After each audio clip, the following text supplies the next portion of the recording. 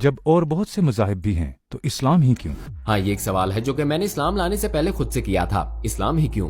اور جب میں نے خود تحقیق کی اور جس فطرت کے ساتھ پیدا ہوا تھا، جسٹن بیرٹ نے آکسفورڈ یونیورسٹی میں ایک اسٹڈی کی تھی، وہ اس نتیجے پر پہنچا کہ چھوٹے بچے جنہیں اسلام یا عیسائیت یا کسی اور مذہب کے بارے میں کوئی تعلیم نہیں دی گئی تھی، وہ سب ایک خدا کو ماننے کی طرف مائل تھے، نہ دو نہ تین۔ تو میں نے خدا پر یقین کرنے کے لیے اپنے طور پر یہ طریقہ اختیار کیا، لیکن سوال یہ تھا کہ اسلام ہی کیوں؟ میں نے خود سے یہی سوال کیا، اور جب میں نے اس پر غور کیا تو مجھے حقیقی توحید محسوس ہوئی، اپنے حقیقی معنوں میں، کیونکہ اگر آپ عیسائیوں کے پاس جائیں تو وہ کہتے ہیں کہ ہم توحید پرست ہیں اور وہ ایک میں سے 3 کو مانتے ہیں۔ آپ ہندوؤں کے پاس جائیں، وہ کہتے ہیں کہ ہم 10 لاکھ خداؤں کو ایک ہی مانتے ہیں۔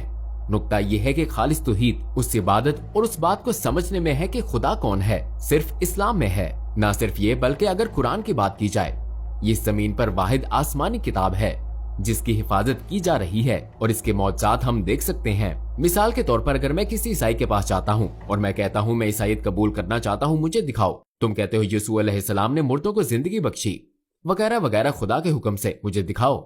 اگر آپ یہودیوں کے پاس جائیں اور کہیں کہ موسیٰ علیہ السلام نے یہ کام کیا ہے تو مجھے دکھاؤ، کیا وہ آپ کو دکھا سکتے ہیں؟ نہیں، وہ نہیں دکھا سکتے۔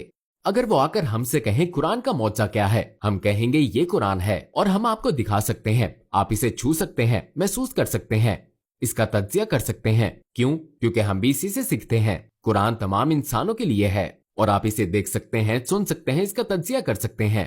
لیکن وہ معجزات جو دوسرے انبیاء سے ظاہر ہوئے، آپ انہیں کبھی ثابت نہیں کر سکتے، کیونکہ یہ خاص اسی وقت کے لیے تھے، اور قرآن ہمیشہ کے لیے ہے، کیونکہ ہمارے یہاں ایک طریقہ اور زبانی روایت ہے جو کہ قرآن ہے، جسے ہم اور ہمارے بعد کی نسلیں پرکھ سکتی ہیں۔ اور میں نے اسلام قبول کرنے سے پہلے یہی کیا تھا، میں نے اسے پرکھا، اسے پڑھا، پیشین گوئیوں کو دیکھا، میں نے معجزات کو دیکھا، میں نے کہا یہ کلام اللہ کے سوا کسی کا نہیں ہو سکتا۔